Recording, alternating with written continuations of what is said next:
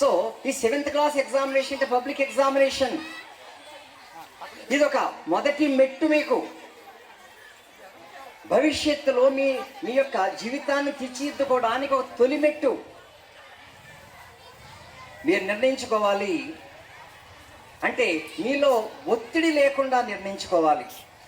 అవలీలగా నేను చదవగలను, అర్థం చేసుకుంటూ చదవగలను, ఒత్తిడితో నేను చదవలేను అని అనుకుంటూ ప్రశాంతమైన వదనంతో కొత్త విషయాలు నేర్చుకుంటున్నాను చదువుతూ మీరు వెళితే ఆ సబ్జెక్ట్లో ఫస్ట్ మీరే, అందులో ఎటువంటి సందేహం లేదు.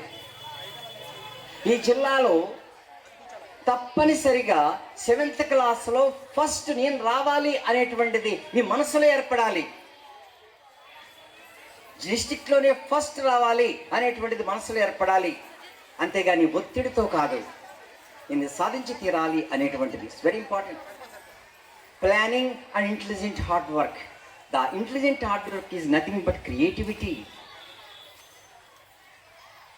మూడవది, నువ్వు ఖాళీ సమయంలోనే కదా కొనుక్కుంటారు, రా స్కూల్లో కూర్చో అంటే కూర్చుంది చదువుకుంటా